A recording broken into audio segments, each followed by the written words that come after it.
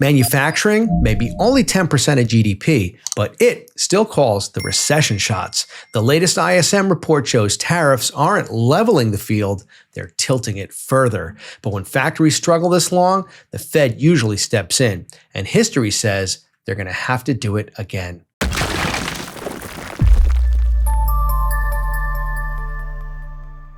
When I turned 14, my mother drove me to the local high school so I could get what at the time was called work papers. I was headed to live with my aunt and uncle for the summer and work in my uncle's factory. I made $3.18 an hour. That was minimum wage back then, and every cent was earned the hard way, believe me. Those summers taught me something. It was the value of work that made things, the kind of work that builds not just products, but also communities. So when politicians talk about bringing back manufacturing, I listen and maybe I roll my eyes a little bit too. You've heard it. The US is a service-based economy. That's true. Manufacturing now makes up about 10% of GDP. And you could drive through any gentrified town and you'll see it. There's smokestacks that are not filled with smoke and old factories turned into like food halls and stuff like that. But here's the thing. Just because manufacturing's share shrank doesn't mean it's vanished. It just means the service economy grew a little bit faster. Still, manufacturing punches well above its weight class. It may only be 10% of GDP, but it carries outsized importance in how we measure economic health.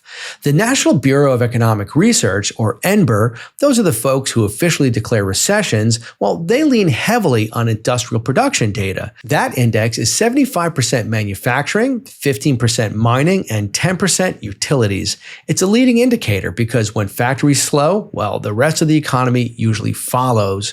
Now, there's a leading indicator of that leading indicator, and that is the ISM Manufacturing PMI. It's a monthly survey of manufacturing executives. It's a diffusion index that measures how many companies report gains versus declines in new orders, production, employment, prices, and inventories. It's like corporate confidence. When companies feel good, well, you know they hire. When they don't, well, they cut back. Interestingly, there's a strong 0.8 correlation between the PMI and manufacturing output, which for you non-math folks is about as close as cause and effect as you get in stats. And yesterday's number, well, it wasn't pretty. 48.7, down from 49.1. Below 50, I want to remind you, for 8 straight months. That means contraction. So let's dig in. The comments inside the ISM report tell the real story. Quote, tariffs continue to be a large impact to our business. The products we import are not readily manufactured in the US, so attempts to reshore have been unsuccessful. That's not theory. That's a manager staring at a bill of materials that won't balance. Input costs are up, demand is down, and margins are pinched from both ends. That's how you go from no overtime to hiring freeze to, unfortunately, layoffs. The ISM committee chair summed it up. Quote, managing headcount is still the norm. Another respondent put it bluntly, quote, we're finding ways to reduce overhead, which means letting go of experienced workers. That's how a manufacturing slowdown spills into services. Fewer shifts for shippers, fewer routes for truckers, fewer temp jobs on the shop floor, fewer lunches ordered at the local diner. And then there's prices. When the price index is rising while volumes fall, well, companies try to pass on the costs, but they can't pass it all.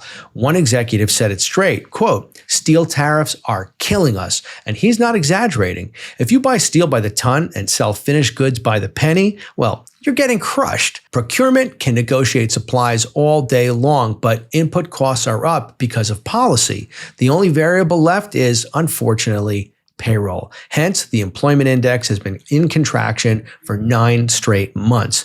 That's not a soft landing language. That's triage. Let's talk new orders. Sure, they ticked up, but for every optimistic comment, there were 1.7 negative ones, mostly about tariff costs and demand uncertainty. That ratio says pipelines are drying up. Backlogs are still contracting. Suppliers are hearing not yet instead of go ahead. Exports, same story. Ongoing trade friction is still resulting in diminished demand, the report says. A transportation executive put it bluntly, quote, the commercial vehicle market remains depressed. U.S. trade policy and reciprocal actions by China have once again caused a lot of stress in supply lines. In other words, deja vu from the 2019 tariff war.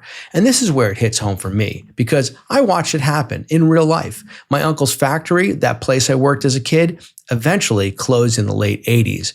One customer at a time shifted to cheaper Chinese suppliers. First a few SKUs, then a seasonal order, then entire accounts.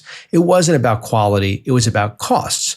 And once the playing field tilted, there was no way to win. So yes, leveling the playing field makes sense, but tariffs are a blunt tool. They're supposed to help domestic producers. Instead, they're raising input costs for the very factories they're meant to protect.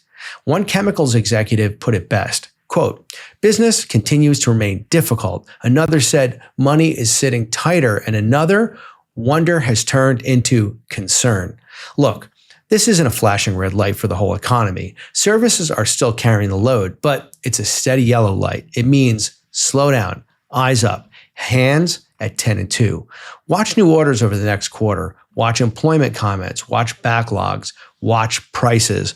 When those start turning, you'll know we're stabilizing. Until then, respect the yellow light. And if history is any guide, the Fed usually reacts to prolonged sub-50 PMIs with rate cuts, not because they can fix tariffs, but because they try to cushion the macro aftershock. So I'll leave you where I started. In that office with a clock that ran 5 minutes fast, watching my uncle sign checks and crack jokes and ask if I was eating enough. This isn't a recession yet, but it is a warning sign. A critical economic artery is clogged. Policy is adding pressure where we need flow. It's a yellow light. And if history repeats, the Fed will be reaching for the oxygen tank real soon. So your truth bomb for today is this. Tariffs don't rebuild factories. They strangle them slowly. Join me every day for Wall Street Truth Bombs, where I drop them here before the market figures them out. Thanks for checking in with Wall Street Truth Bombs. Remember, we drop them here before the market figures them out.